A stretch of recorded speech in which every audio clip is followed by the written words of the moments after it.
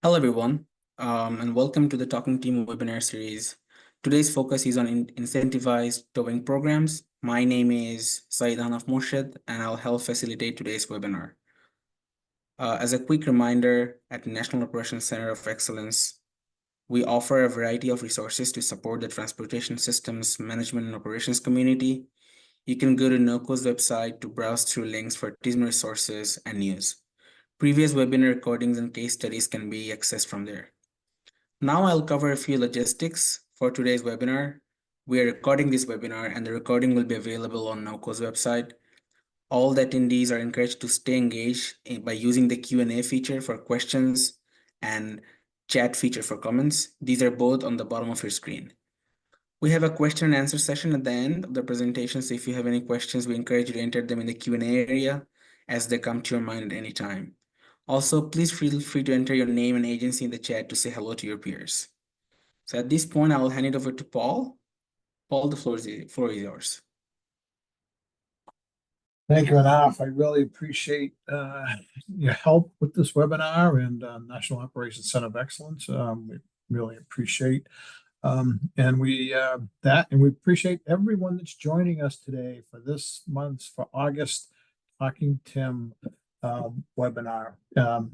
So we are going to be talking. The next slide, I guess. So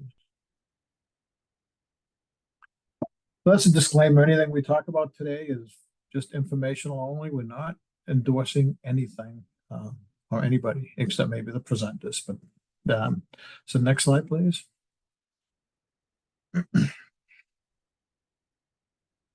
So today we're going to be talking about towing incentive programs, which is a topic we haven't touched in quite some time. But it's a topic of interest to me, and it's one of the great mysteries of the world for me.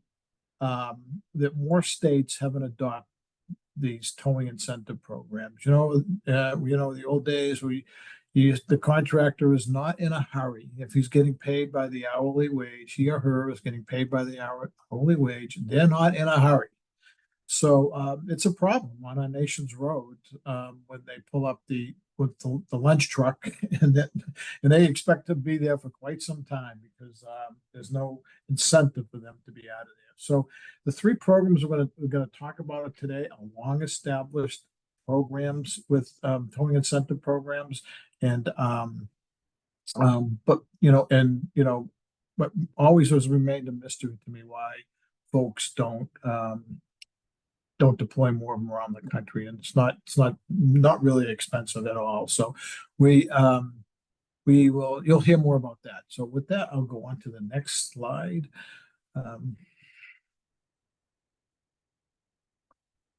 So just we're gonna provide some updates, the line of duty debts, talk about the TIM self-assessments, the federal highway updates, if you will. We are well, why don't we just move on to the next slide and we'll give you those updates. So line of duty deaths, continue to be a big problem for us. 26 as of 2024. So so far in 24. So maybe we can be below last year. That's our goal. We want to reduce the numbers, obviously. So it's still disappointing. Each and every one breaks our heart. No one should have to get killed at work, and their families shouldn't have to feel the pain. So that's the way we feel about it here at Federal Highway, and and we do know that if you feel the same way. So just thank you for that. Next slide. So the National Responder Training Program, TIM Responder Training Program, is alive and well, and it's just doing fantastic. Folks are still doing training throughout the country. Of course, Jim, Joe, and I, in fact, I'm speaking on behalf of Jim Ostrich, Joe Tebow, and of course myself with the Federal Highway TIM team. I forgot to mention that up front. We are thrilled that the training continues to be active throughout the country, but we want more. We want more folks trained. We want more people,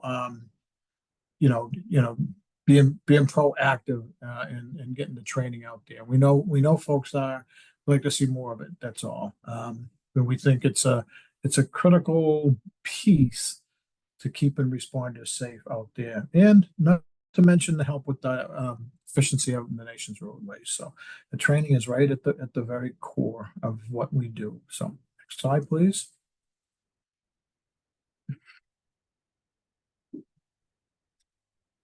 So the annual TIM self-assessment is starting up next week.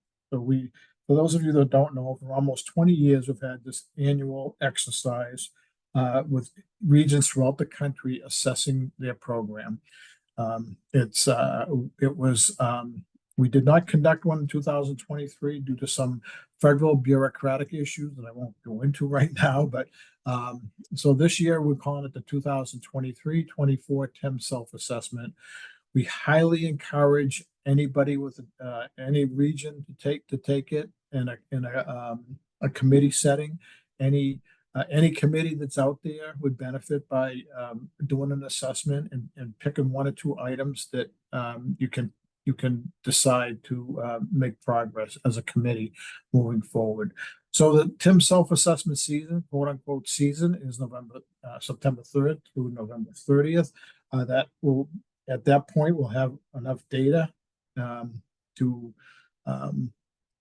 do a report. And you'll be able to see the national average scores and the rural versus urban scores, and in a variety of different ways that we look at the numbers. So it is very helpful to us, and it's very helpful to each committee that does it. So we did a kickoff webinar with some information and sort of like a training webinar on August 20th, and that is available on the NOCO website, I think.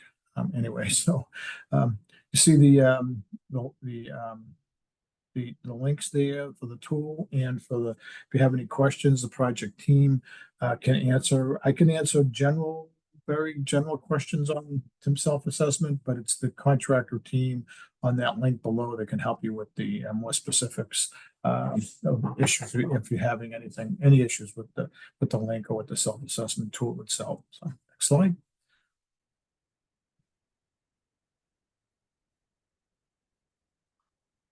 Just a quick mention, Federal Highway for some time has had a planned special events program, but it's been dormant for maybe 7 or 10 years. We just felt that the funding was better spent at the time on traffic incident management stuff. The traffic incident management program manages the planned special events program.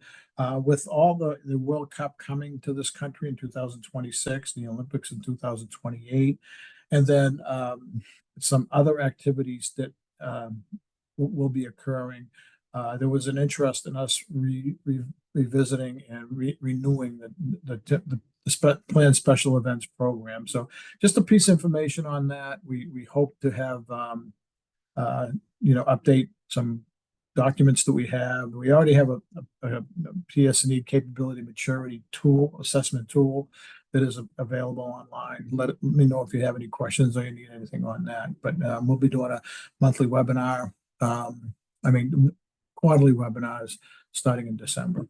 The contract just got started. So next slide. Crash Responder Safety Week is a big one, right? The nation of the TIM Nation, it comes together every year to talk, to raise awareness on traffic incident management, both within the responder community and the public. So this year, our theme was Responders Ahead, Reduce Your Speed as You Proceed. We had a bunch of multiple options there. We hemmed and hawed, and then we picked one. And so that is our theme for this year. Next slide. So what can you do? What can you do at CRSW? We're trying to increase the number of proclamations, state, county, or city proclamations. We did increase it last year. I forget the numbers, but you see those, the governor's proclamation. Let's make this whole country blue with governor's proclamations for this year. There's still time to do it. Remember, it's the second week, we're past the second week in November this year. So there's still time. Get your state to governor to do a proclamation. If not, city, county is good too. So do something for Crash Responder Safety Week. Do some training or raise awareness. There's all kinds of activities that, and if you need some ideas, let us know. We can help you. Jim Ostrich leads this program for us. We all participate, but if you have any questions, call Jim, in other words. So we have a national kickoff webinar is on November 18th at 1 p.m. We're going to have it streamlined. It's been well attended in recent years, and we hope you can make it. And it'll be a good way to kick off that week with a theme a different theme every day. Next slide. So our presenters, you guys are fortunate enough that now you don't have to listen to me much longer. So what I want to do is just introduce all the speakers, and then we'll just go one after another. But so today we have 3 advanced programs. When I talk about advanced programs, they're advanced with traffic incident management, operations, TISMO, ITS, so you name it. When it comes to operations and traffic incident management, all 3 of these states are leaders in the country. So, and again, that the whole thing about and why more states don't have these incentivized programs, is a mystery to me, and I've been trying to get other states to do it. I was involved with an AASHTO committee to try to enhance it, and there are a few other states, and these aren't the only 3 states, but every state should have this, in my opinion. It's not that difficult. So today with us we have from the Georgia DOT, Dolores Utero. I'm sorry, Dolores, I misspoke there. She's the TMC manager at Georgia DOT. She manages statewide Navigator/511 Operations Center, as well as the Coordinated Highway Assistance Maintenance Program, which is the CHAMP program, which is their Rural Service Patrol program. Dolores coordinates efforts within Georgia DOT's Office of IT, Emergency Operations, ITS Maintenance Section, Op Signals, Hero Unit, and she graduated from NYU with a master's degree in civil engineering. I don't know how she fits it all in personally, but Sean Kenny is also with us. We've heard him speak before in many of the various aspects of their program. Sean has served with the Florida DOT as a TIM program manager for over 10 years, and previously with the Florida's DOT Emergency Management Office as a domestic security manager. As with FDOT and Road Ranger program, he has been instrumental in modernizing of the TIM program, development of information sharing applications, and technology changes designed to be compatible with future technologies. And that's true. It's actually true. And Sean has brought the TIM program and associated programs a jump ahead. Deanna Brewer from Washington State DOT has worked there for 35 years. That can't be true. That's got to be a typo, Deanna. 35 years, I guess. So, but she is a current incident management program manager where she oversees implementation of policies, programs, and activities, focuses on maximizing safety, efficiency, and reliability of WashDOT's transportation system. She's also a program manager for the Washington State DOT Virtual Coordination Center, which we did present at one time on this webinar series. So just a reminder, we ask questions in the question pod. If you have to, you can't find the question pod, just ask question in the chat pod. That's fine. And with that, as promised, I will stop and allow Dolores to give us information on the Georgia program. Dolores?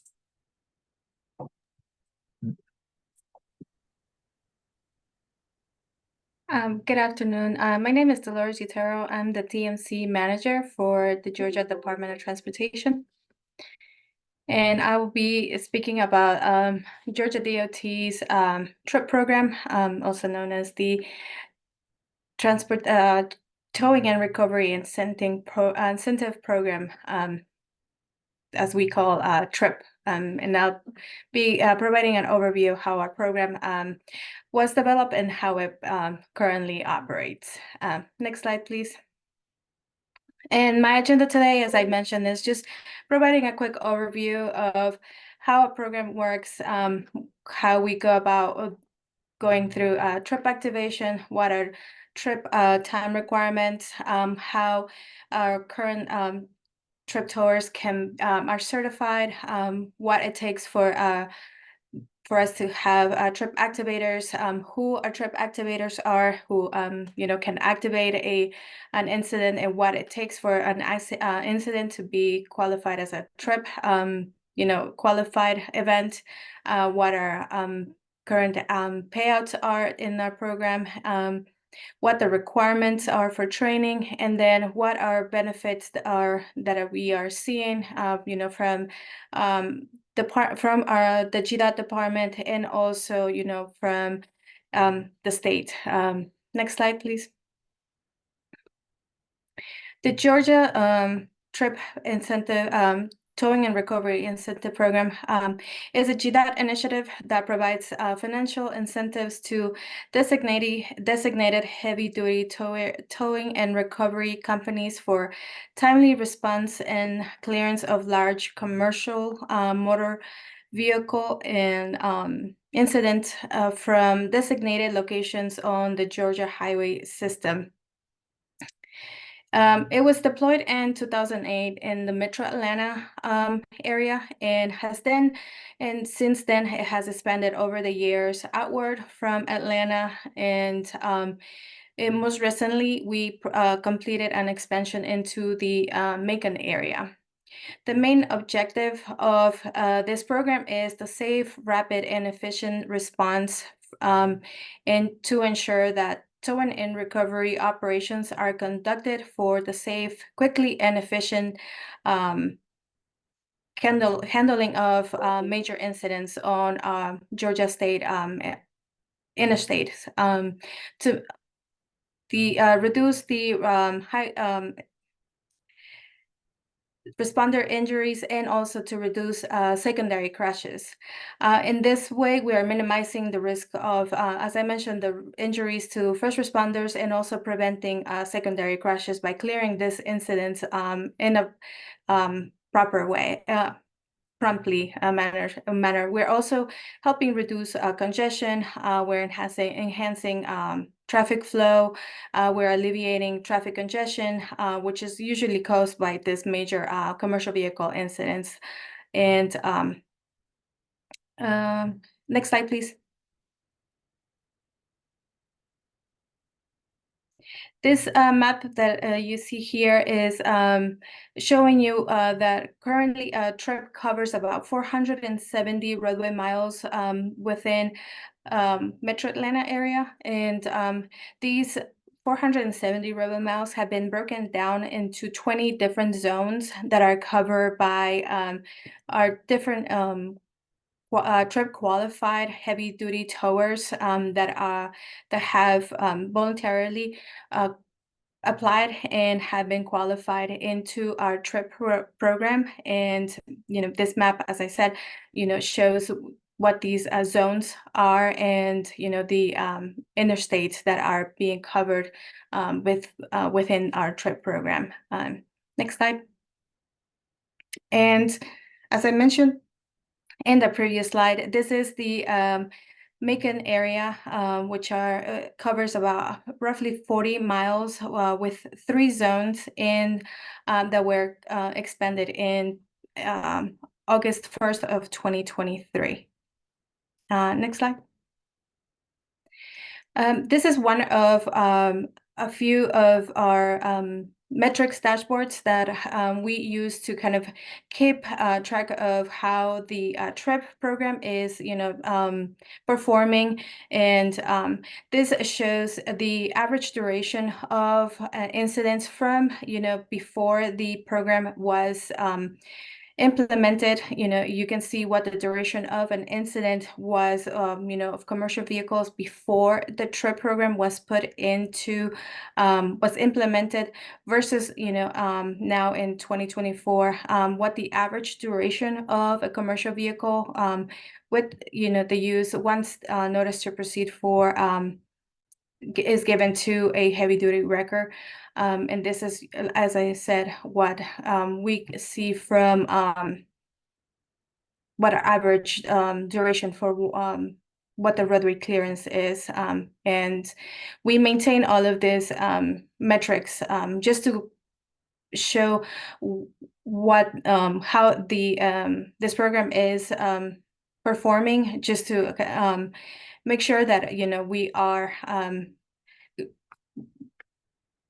gearing towards that mission to reduce those impacts are reducing, and that we're making sure that we are clearing those commercial vehicles incidents faster from the roadway. Next slide, please. TRIP activation. How is a TRIP activated? TRIP is activated by a TRIP activator on scene, and a TRIP activator and calls we have a dedicated line at the TMC, and when a commercial vehicle incident is identified on the scene, the TRIP activator calls the TMC and notifies the operator or supervisor at the TMC that they are activating TRIP, and the operator or supervisor then calls and notifies the heavy duty wrecker within depending on which zone the incident is located, and they are dispatched then a TRIP. One thing to note that is that a TRIP is not activated until a call from TMC is placed to that specific TRIP tower. The authorized personnel qualified within our program to activate a TRIP is listed here. We have our Georgia State Patrol officers, local law enforcement, local fire and rescue personnel, our HERO operators, our highway emergency response, also known as HERO, our CHAMP operators, and also our authorized GDOT maintenance personnel. Next slide, please. How are our TRIP towers certified? As of 2024, we have, as I mentioned before, 20 TRIP certified tow and recovery companies that are currently participating in our program. And within those, we have 159 TRIP certified tow company supervisors, 37 TRIP trained tow company operators. And within this program, we have 919 total responders trained to activate TRIP.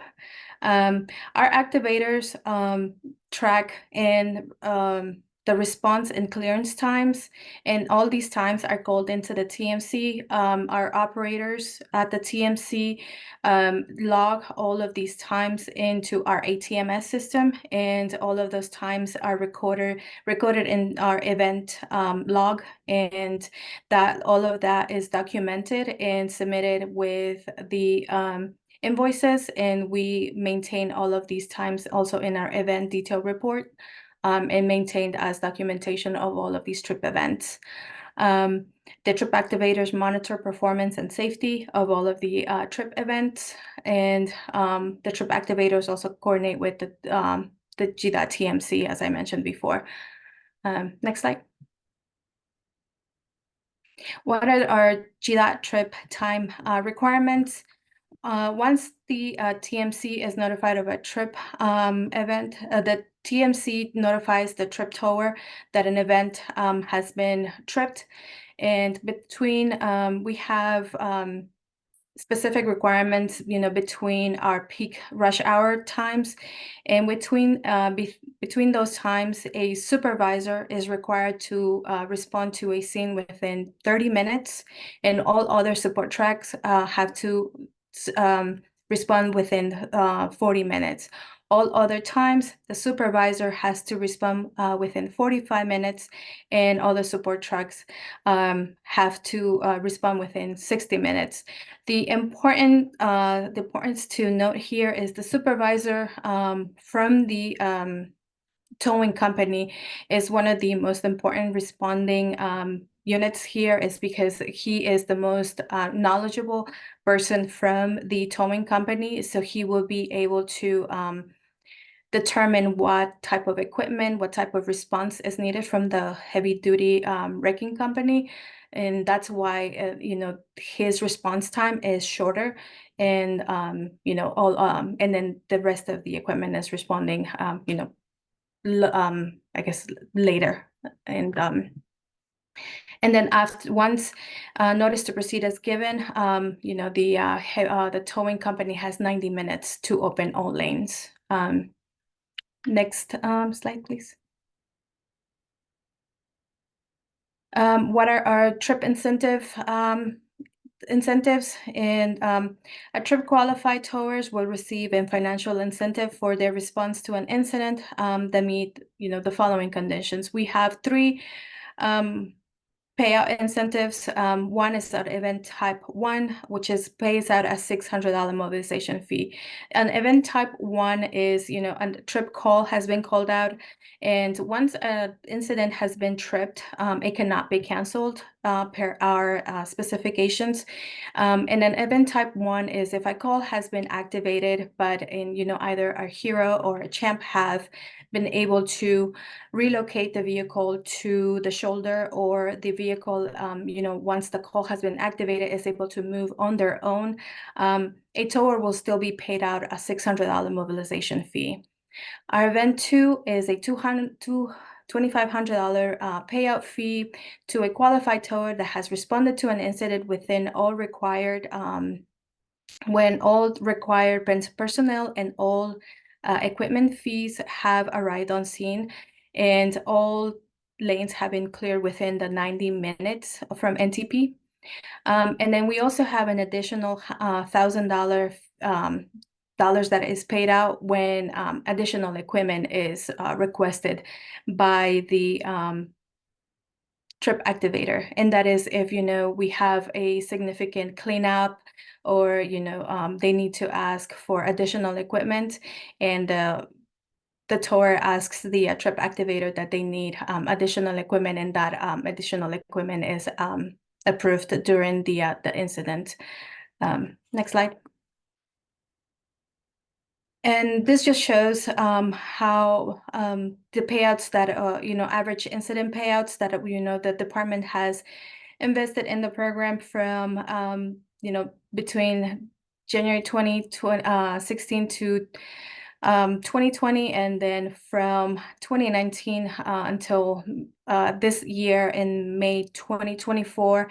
It shows you the average of how much we have been paying out in the program over the years, and that's just it just shows you how much investment and how much of payouts we how much of trips, activations, and payouts we see from year to year.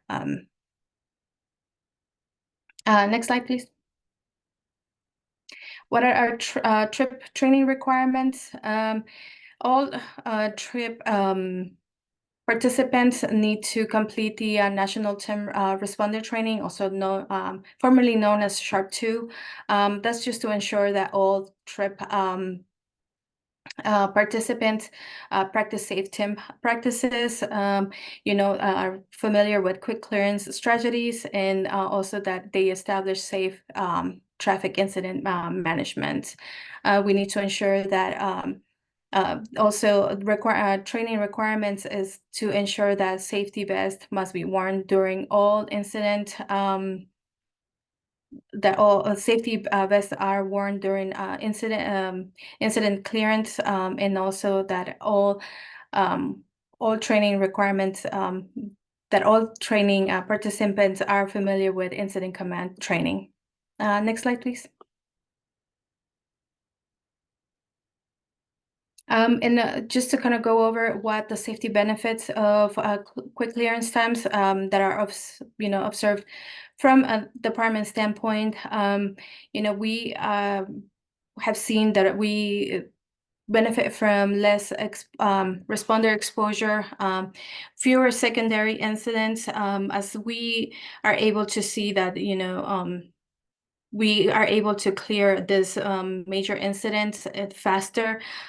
We have lesser emergencies in the queue, and then we are also, able to benefit from improved air quality. We have lesser idling, from this, lower queues, and we are able to get the traffic moving faster.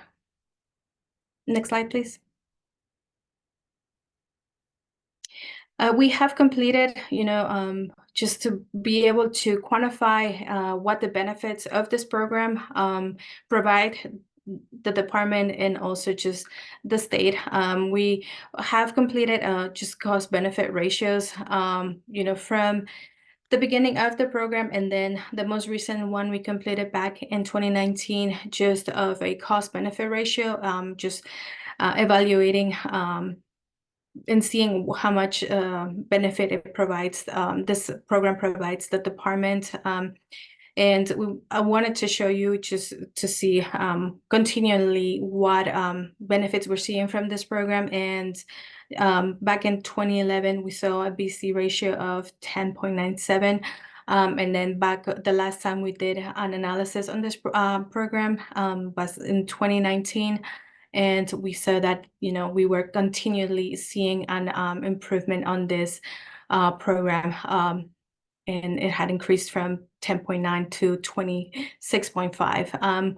We are in discussions of, doing another analysis to just see kind of how, what the continued benefits are of this program. So we'll probably complete another analysis of this probably towards the end of this year.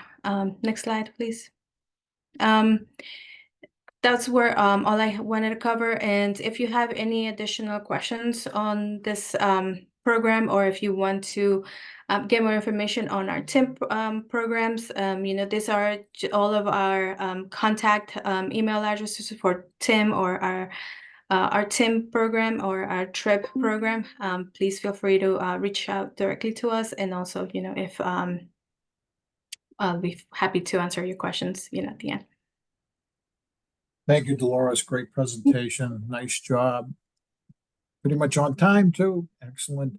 So, just a stop here. So you saw there that $1 million a year in 2019 for the TRIP program. If anyone's ever been through Georgia, how bad traffic is, how congested it is, big wide roadways, and busy metropolitan area there, and how important that is. $1 million is nothing really. And Deanna will talk a little bit later on about how there's a way to get a chunk of that back. So with that, we'll move on. We'll answer some questions at the end. The questions will be answered at the end, so we make sure we get everyone in. Mr. Sean Kinney of Florida will take us next.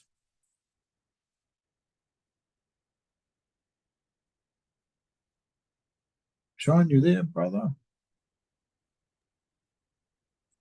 Yes, sir. I have to be 10% smarter than the piece of equipment I'm trying to operate, and I failed. So, so I am here.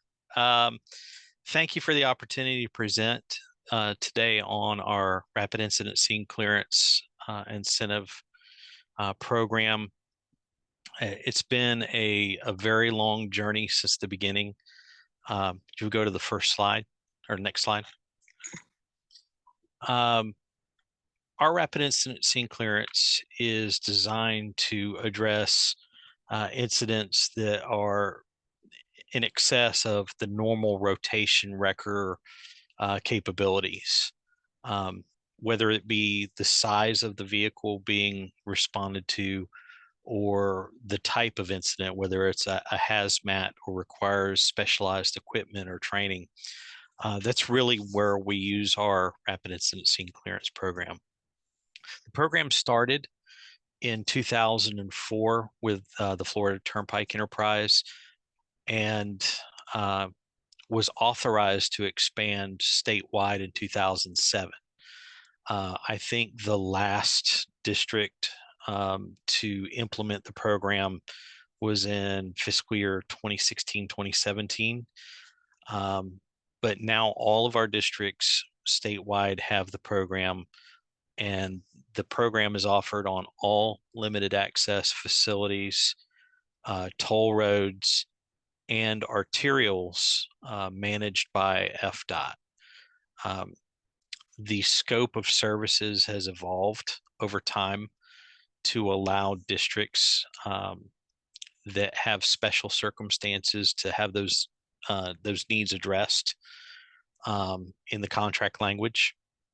So it's been quite an experience and education in looking at the need and translating that to legislation or contract language or payments.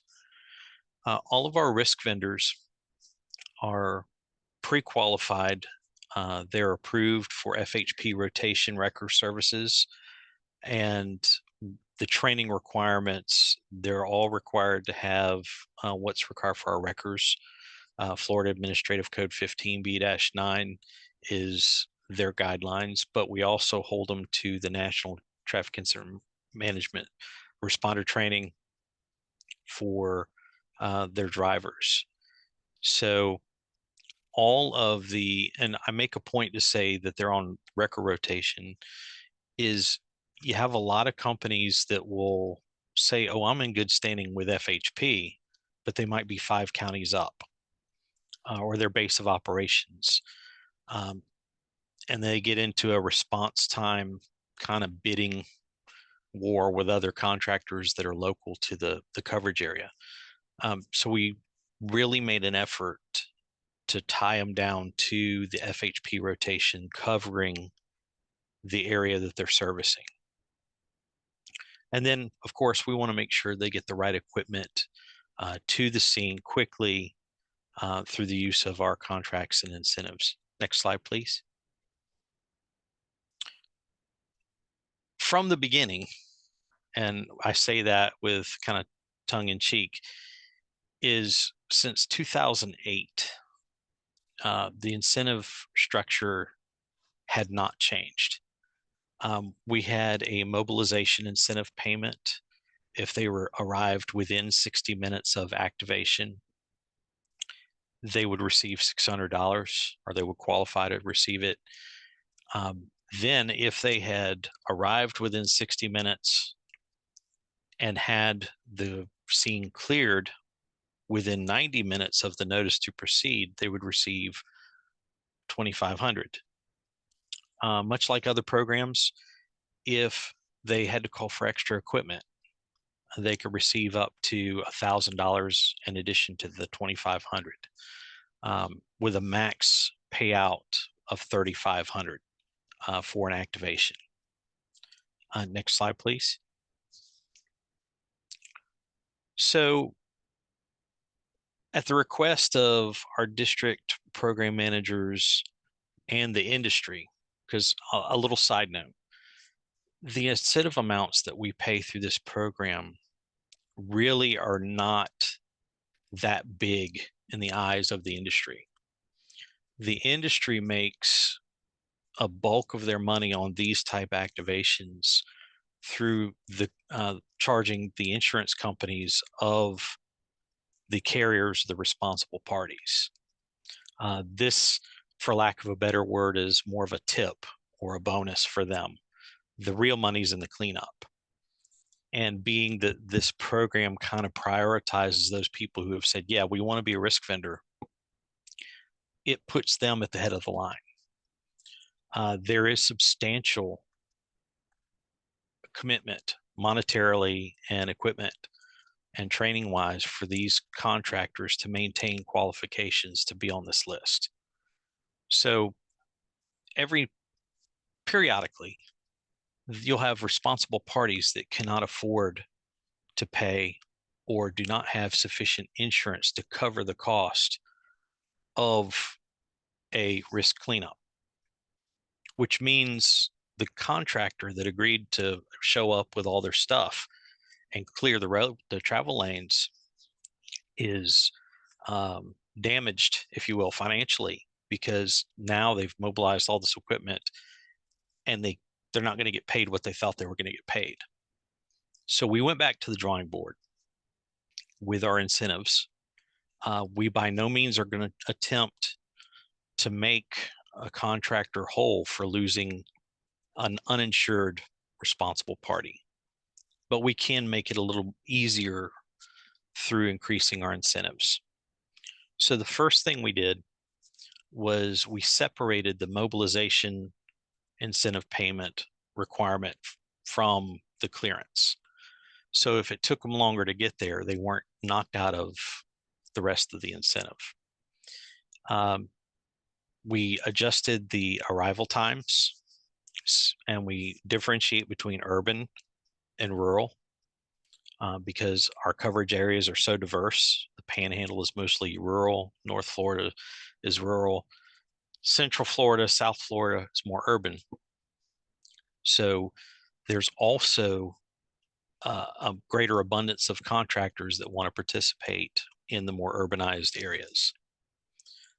So the urban response time, 0 to 45 minutes. If they meet that time, they get $1,000. Or 60 minutes in rural areas.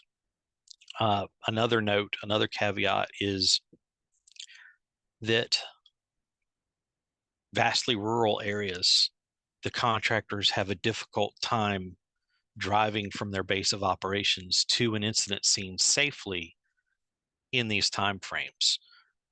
We also created some language that allows those vendors extra time to those really, really extreme distances and let them get there safely. So they're not trying to earn $1,000 and drive 80 miles an hour. You can see here the other times, 45 to 60, they get 500. And if they're over 60 minutes in urban versus rural, they don't get a mobilization incentive payment. This was in our invitation to negotiate shell last year. It is going to be in our procedural revision this year. Next slide, please. Clearance incentives. We looked at our numbers. A lot of our clearance times are fairly quick. So we wanted to create greater opportunity for additional funds. So if they get there and they're cleared within 30 minutes, they're getting $5,500 plus the mobilization incentive. And you can see the remainder of the breakdowns of the times. If they're over 90 minutes, there's no incentive, but if they go over 180 minutes, they can be $10 a minute penalty for not completing those clearances. Next slide, please. So the new maximum is $6,500 if they do everything the way that it's supposed to be done, they meet their thresholds, they do get that maximum payment. So next slide, please. So, aside from what I've already mentioned, why the funding increase? Why do we think it was important to keep the incentives increased? Number one, it had been almost 20 years since there had been a change to the incentive amounts. Two, we have an increase of truck traffic. This graph, when we made the request, 2 years ago shows an increase of truck traffic and a corresponding increase to the type of events that qualify for risk, which it's a dramatic spike.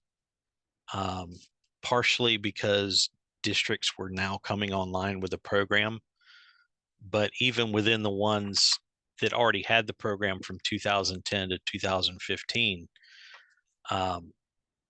there was an increase, and which means that there's longer traffic delays, which means there's more need for specialized response.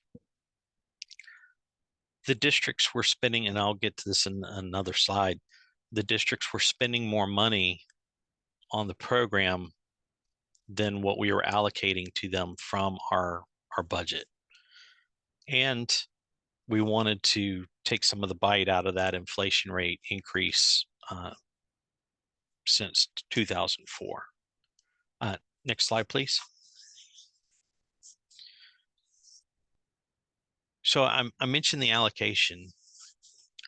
So our central office allocation to the districts is given upon request. So in past years, if we can go to the next slide and then maybe we come back to this one, we were getting $275,000 out of our TSM&O DITS or DITS funds. And the third column is the number of actual events that we had for fiscal year going across. And the fourth column is the amount of money that we spent on those so like the first one's 132 activations. We spent $305,100 in incentives, but our funding allocation was only $275,000, which means the districts had to go find the difference between what we were able to give them to cover what they were spending. So we went, myself, Jeff Frost, our consultant team put together these numbers and went to leadership and asked for additional funds. We were approved for $1.2 million with cost inflation factor built in. Now, that fourth column is under the current incentive structure. That last column on the right, where there's a bunch of dashes and then it goes up to like 1.7, that's with all the activations meeting the requirements for the new incentives. So even what we're getting now won't be enough to cover that, but it's enough to offset the district need for those activations. Let's see. So next slide, please. So we're capturing the data. We continue, and for anyone looking to request funding, majority of our success has been from our ability to demonstrate the need through data. I know everybody's got dashboards. I know everybody's got, spreadsheets, but if you really want to make an impact with your leadership and get an increase to the money that you're getting out of that pie, because your DOT only has so much money to give, and they've got to choose who to give it to through their programs. Data is definitely the game changer for that. So having said that, I believe that's my last slide. If we go to the next slide. As always, move over, slow down for stopped emergency service vehicles. Here's my contact information. And I'm sorry, Paul, I'm 5 seconds over. No, you're right on time, because it took you 5 seconds to get started. So now, the excellent presentation. I didn't realize the extent of the program in Florida as well. It's alive and well. We'll answer questions at the end, but a burning question for everybody: where do you get the money? Where do you get the money? It's a regardless of where the money comes from. We'll let the speakers answer that in a bit. It's the cost of doing business, just like you would, the DOTs have to pave the roadways when it's time, when they have to do other maintenance activities. It's just the cost of doing business and significant benefit cost to it. So thanks, Shaw. There's some questions if you wanted to answer them in the chat. If not, we'll wait to the end if you should have time.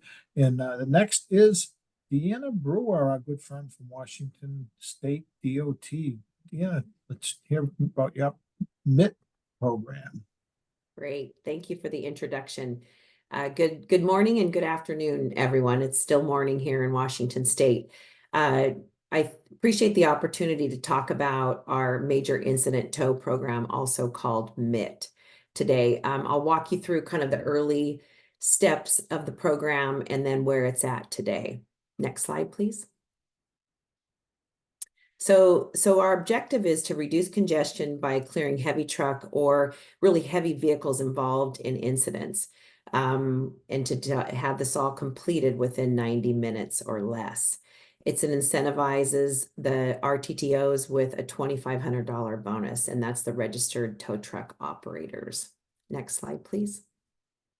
So a little bit about the history. So back in 2002, the Washington State Patrol and the Washington State Department of Transportation got together and realized that we were not meeting our clearance goals, and that congestion was building. And so we established a 90-minute clearance goal. But what we found is that we were still taking well over 90 minutes. I think in 2006, we did some studies that they were taking on average about 356 minutes. So we decided we need to incentivize this program. And so we got the idea, actually, I think it was from Florida DOT, and it was the Blockbuster Major Incident Tow program that we kind of started our program off of. So to expedite clearance of major incidents involving heavy trucks, we requested and received legislative funding in July of 2007. Since 2007, we've gone away from the Blockbuster Major Incident Tow to just WSDOT Major Incident Tow, or also referred to as MIT. The MIT coverage area in Washington State is not statewide. We are looking at that, but for now, we're really looking at the I-5 corridor.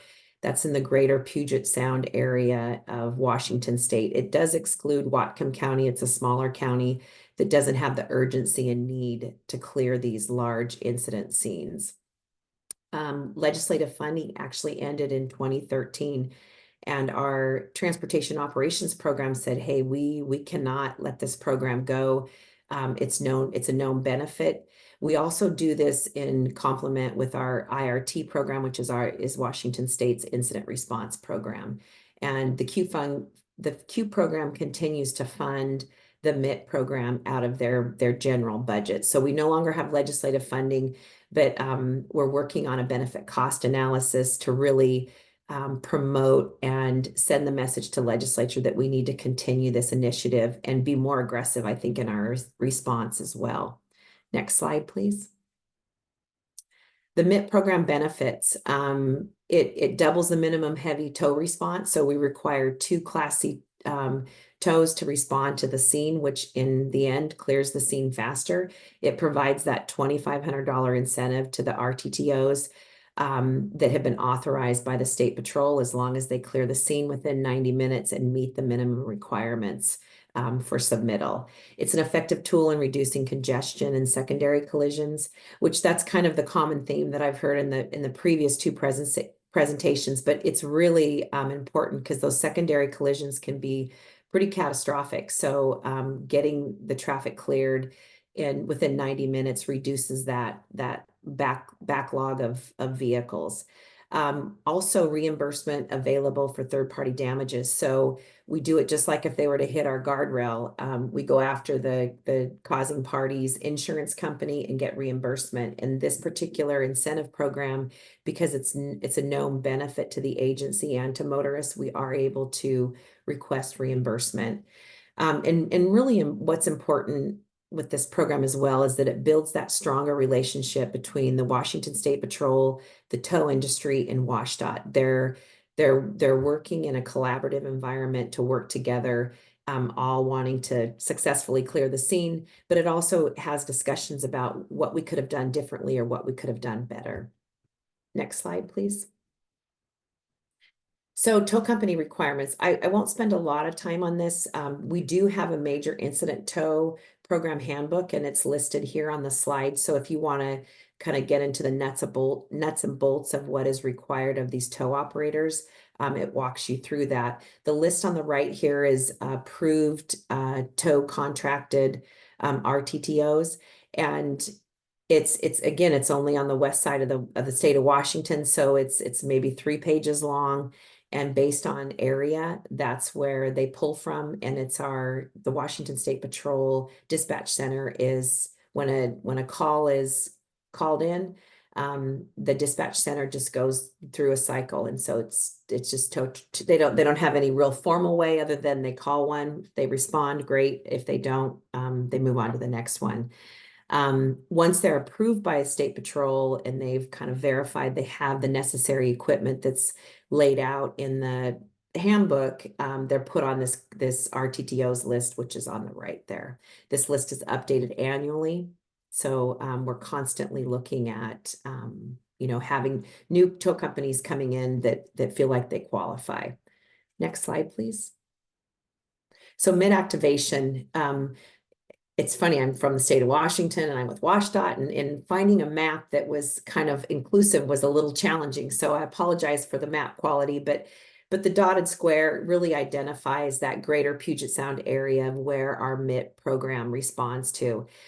It's definitely the I-5 corridor. That's the majority of where we get these responses, but it's also our major highway systems. And we've got quite a few within the greater Seattle area that the infrastructure is very saturated, and just a minor fender bender causes miles and miles of backup. So you can imagine what a major incident would cause in terms of backup. So a mid-activation needs to be a tractor trailer combination or just a truck. It could be a bus, or it could be any other piece of equipment that's blocking one or more traveled lanes. It's a rollover, or there's other collisions related to the incident. It could include multiple truck collisions. Later on in the slide, I'll show you where it's actually a truck and a bus collision. Loss of load. I'll also show you some pictures of loss of load, trailer tandems, or if the tractor trailer or vehicle is on top of a median barrier wall, guardrail, or bridge support, even our sign supports that cross the freeway system, we call those in as MITs.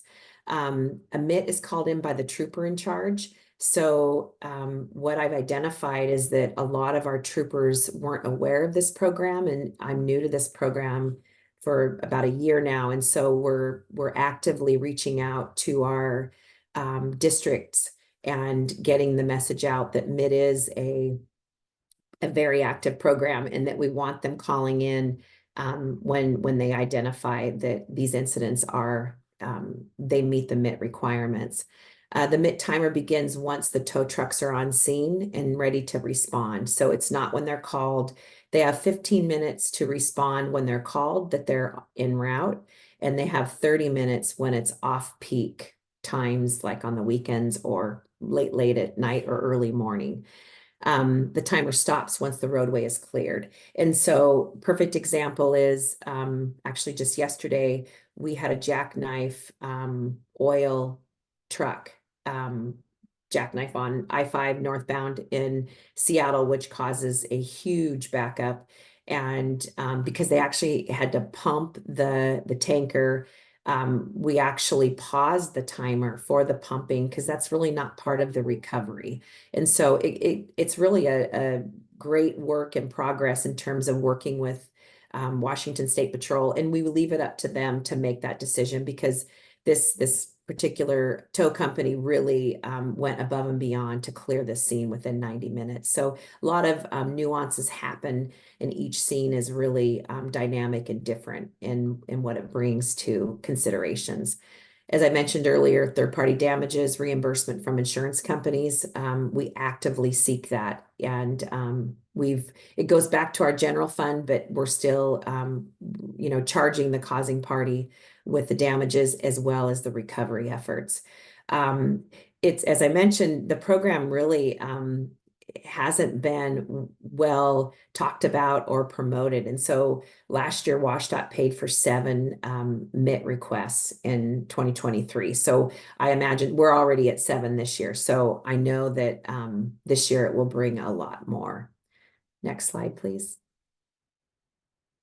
So this is a laminated card. This is just a copy of a laminated card that we provide to the Washington State Patrol troopers so that they can kind of walk through methodically and ask when they're kind of saying, well, is this a major incident tow or not? And so, roughly is the incident on a major interstate or state highway? As mentioned, it's the I-5 corridor is traditionally where these are being activated. We don't have a map that identifies a MIT zone. It's really any major freeway is considered a MIT. You can, if it meets the requirements in terms of the vehicle weight, what's happened, if it's laying on a barrier, if it's blocking more than one lane, it's qualified as a MIT. And then additionally, is the truck over 26,000 pounds? It could be a bus or other piece of heavy equipment. And then 1 or more Class C tows are needed. Again, you go, yes, yes. Is the incident blocking on a ramp or 1 or more travel lanes? Is the incident likely to cause congestion, secondary collisions, or other public or traffic safety concerns? And or is the WSP sergeant, trooper in charge, or tow truck inspector can activate a MIT? Not the tow truck operator, but the tow truck inspector can activate a MIT.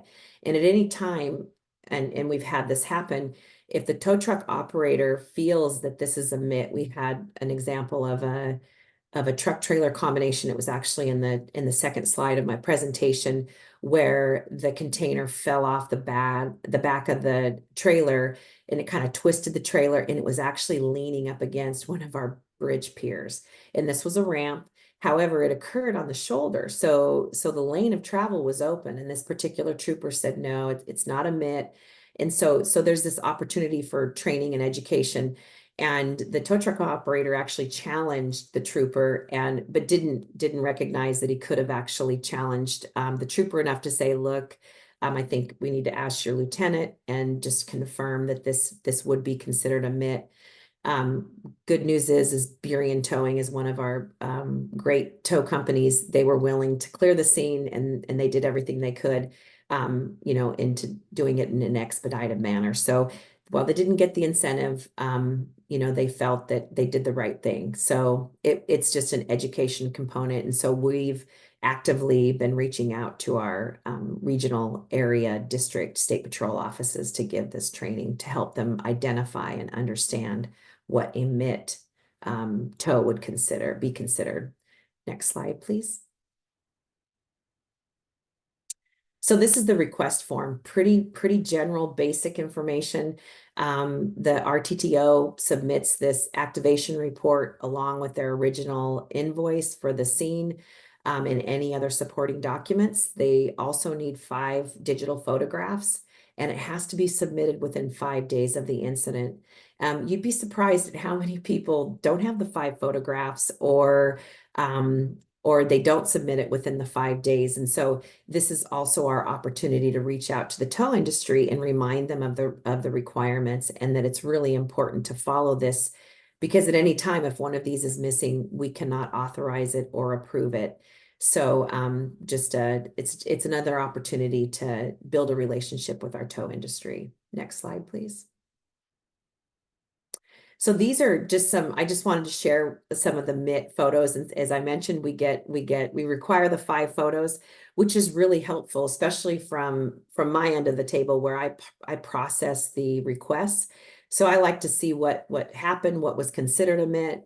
This bottom photo in the left corner here, that was that load, that container that actually twisted the truck bed or the trailer bed, and it was leaning up against the bridge pier. But you can see clearly that the ramp is still open, traffic's filing through. But what the trooper didn't consider was that to upright this device, they were going to have to shut it down completely. So here, the picture to the right shows that both the shoulder and the ramp lane is closed, and Burien Towing is on scene with uprighting and removing the container from the bridge pier. Next slide, please.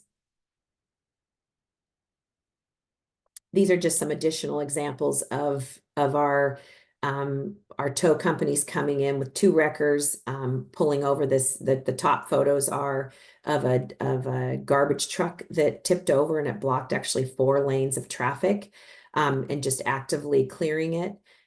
These are all approved, so they cleared it within 90 minutes. The picture below is a photo of it. It was a crossover, and the bus actually crossed over into the opposing lane of the truck, went head on. There was a fatality, unfortunately, with this crash.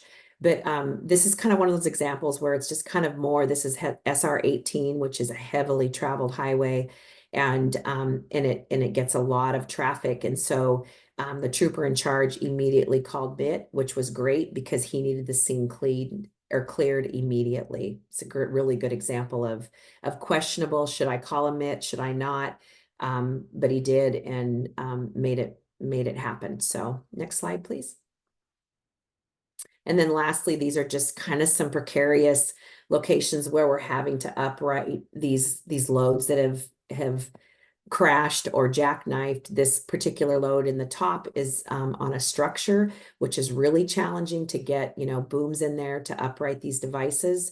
So again, this was another great effort with our tow companies to clear the scene in 90 minutes, and it was approved. The bottom load is actually that is human waste that's used for fertilizing golf courses, which I didn't know they did that.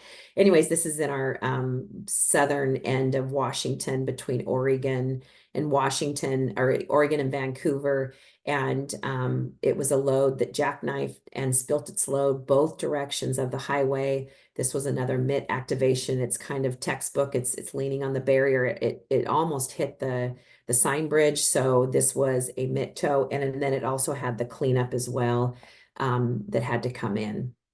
Next slide, please. So key takeaways: rapid response of major commercial vehicles. Our MIT is only related to those larger vehicles. It's not every single commercial vehicle that's in a crash, but traditionally the majority of them are. It streamlines that communication by establishing that direct communication channel between WSP and the tow industry. It's preparedness of our tow operators to respond specifically to high priority incidents involving commercial vehicles and buses. It supports our goal of the 90-minute clearance.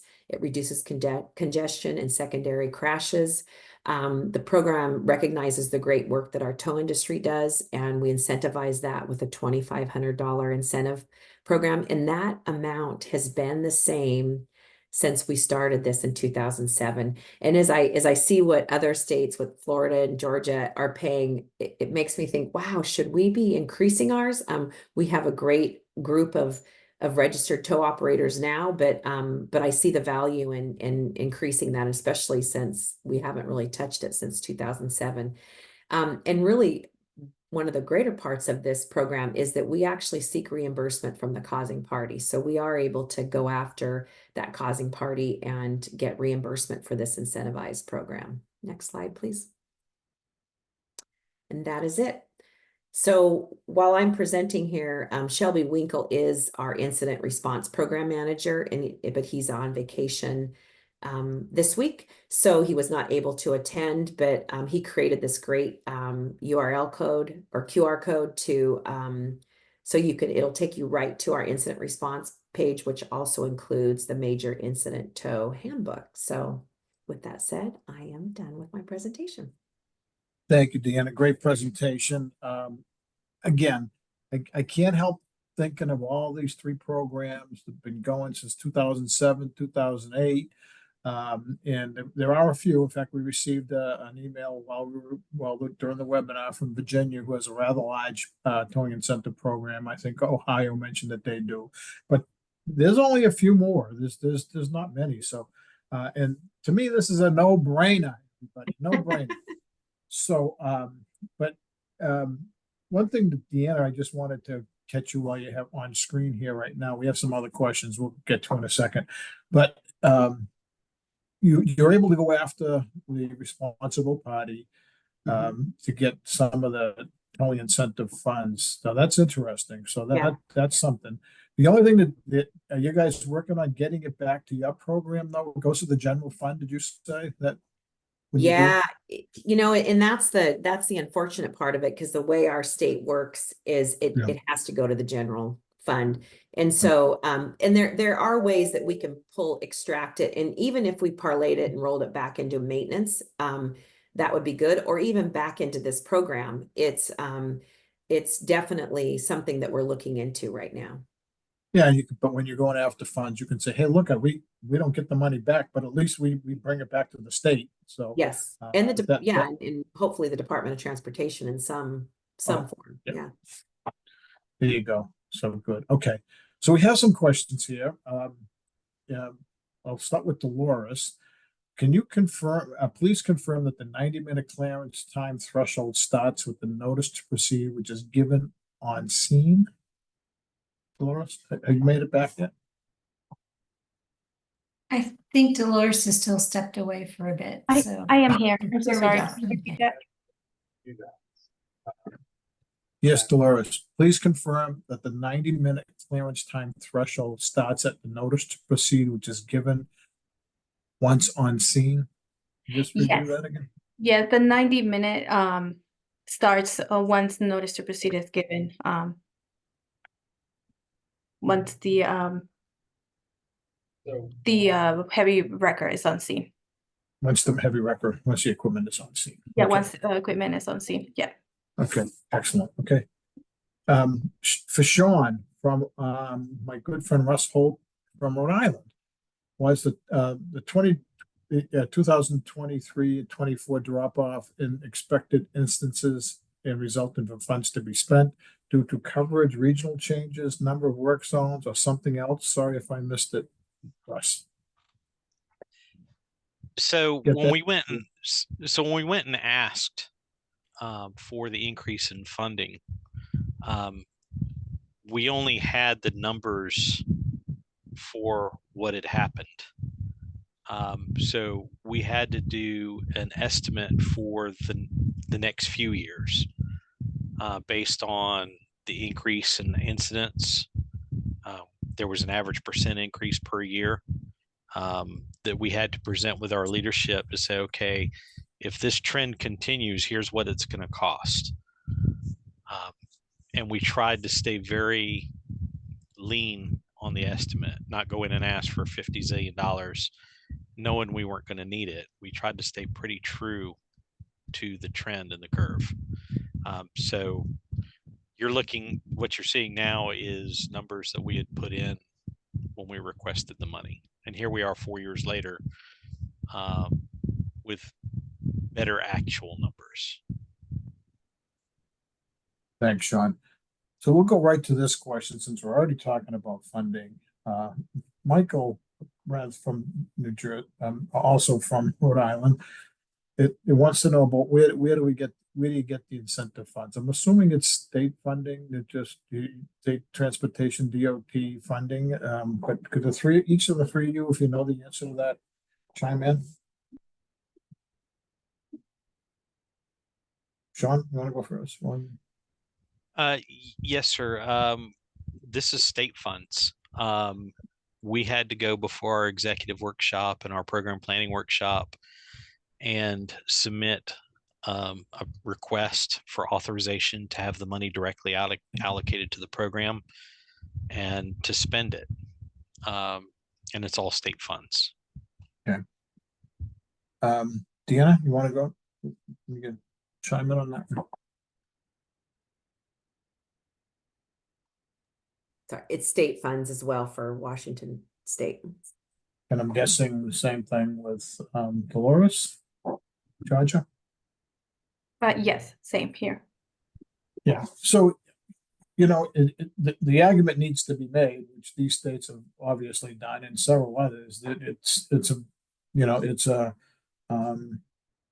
cost of doing business, and it's a valuable cost of doing business. With, I think Georgia had something like 23-to-1 cost benefit if you want to calculate all the the issues that go when you have a metropolitan area or any area gridlocked, right? Gridlock. So, it's just, to me, it's a good cost of doing business. And I love the fact that, you're able to go after the responsible party, in Washington State. Just like if they hit your guardrail, you go after the responsible party. And if, so it's very similar to how that works.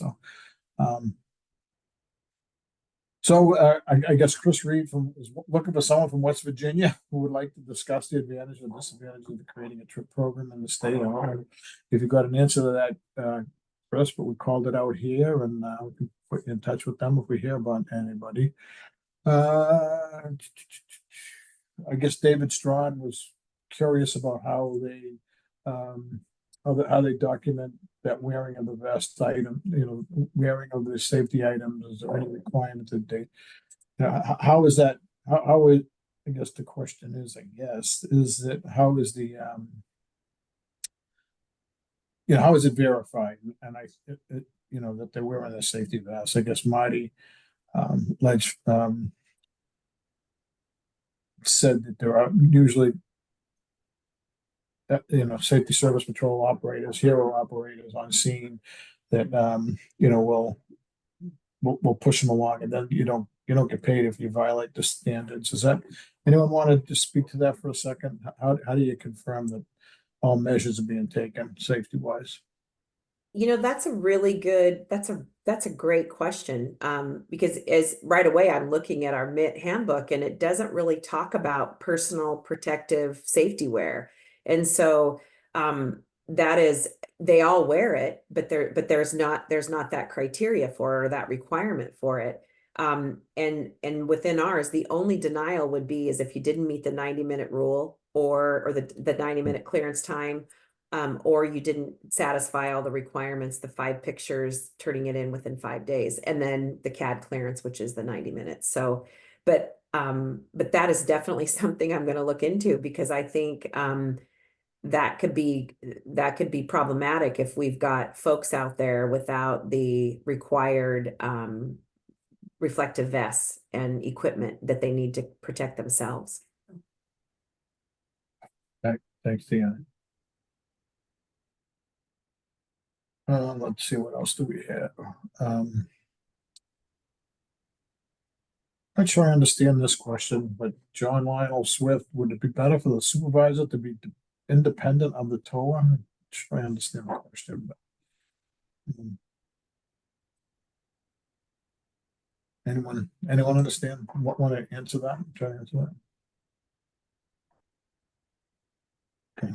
No I think I asked a follow-up question to him about who, when you say supervisor, are you talking about the the incident command on scene? Are you talking about the supervisor for the towing company? Are you talking about the supervisor for the DOT? It would help to know that.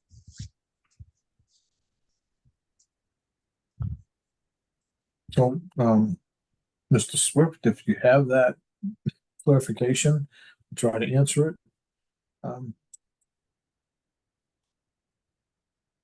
So, I guess we could talk about this for a second. I think I know the answer, but I'm there was some comments about minimum equipment. Now, I'm sure there's very strict equipment requirements that go along with each of these programs. Is that safe to say? Dolores, you want to chime in on that one? Can you repeat that? I'm sorry. Dolores, tell them to leave you alone there.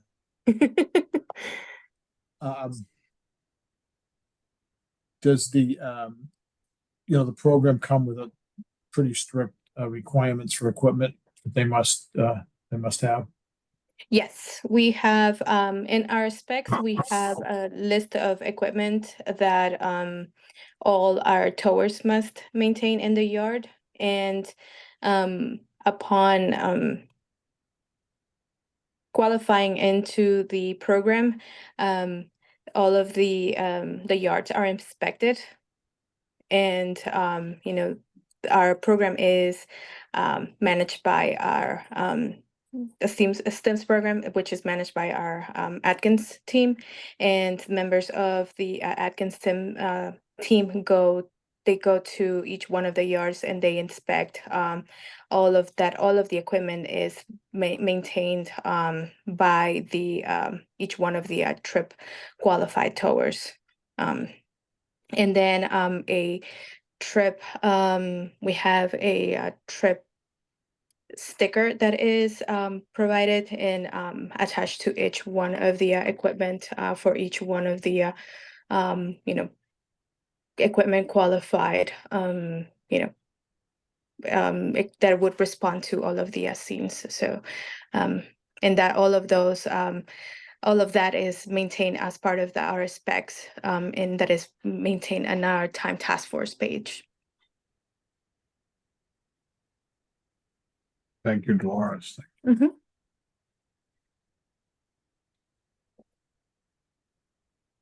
So Angela had asked, have you tracked secondary crashes with or without incentivized towing? I think I know the answer to this. Does anyone have a response to that?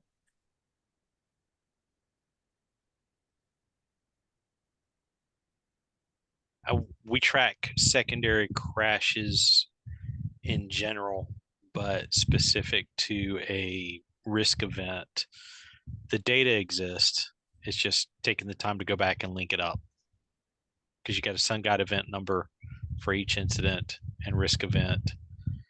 You can tie it to it. Okay.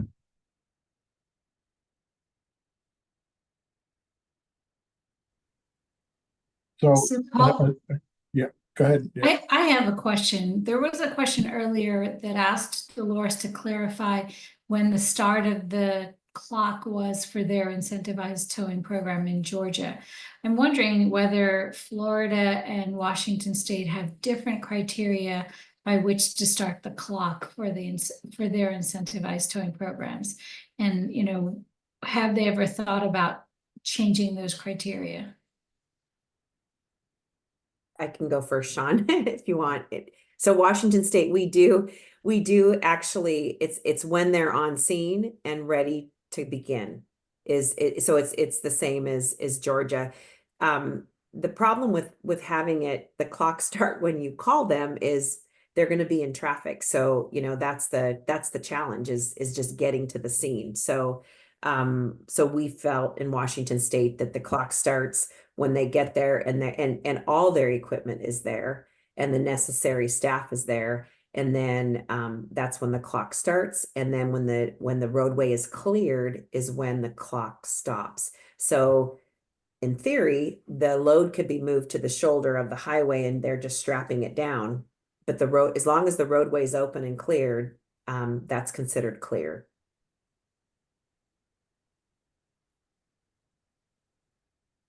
Yeah, so to me, being the cynical person that I am after many, many years in government, it doesn't matter to me. It's just at some point the clock is ticking, folks. And if you want to make the extra cash, you gotta rock and roll and get it done. We've all seen too many crashes that go on that can get dragged on for a long, long time.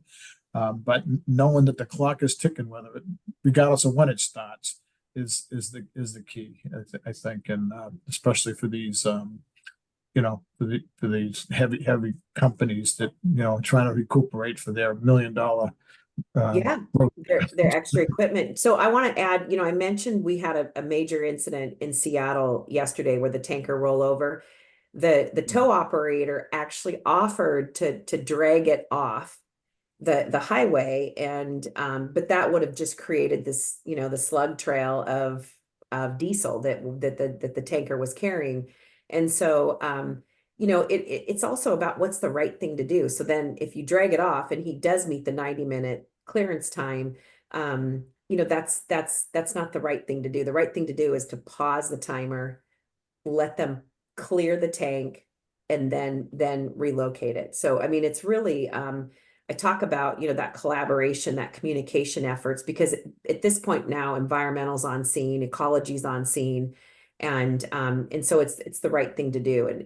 And I know sometimes in a sense of urgency and panic, we look at what's the quickest thing, but sometimes the quickest isn't always the right answer. So it's we don't want to penalize the RTTO for us making a decision to no, we're gonna empty the tanker, or let's collaboratively empty the tanker and then relocate it.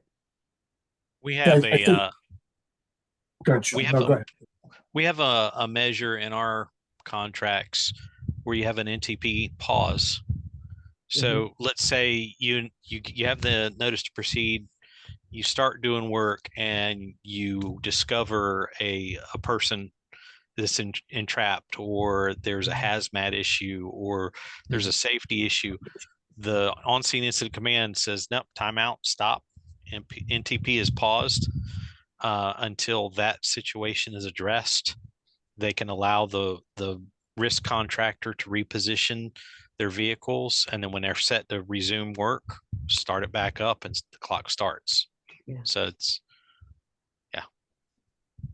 Hey, You know, Paul, hold on. Hey, Paul, I have to interrupt because you only have 5 minutes left, and I think this question is very relevant and important.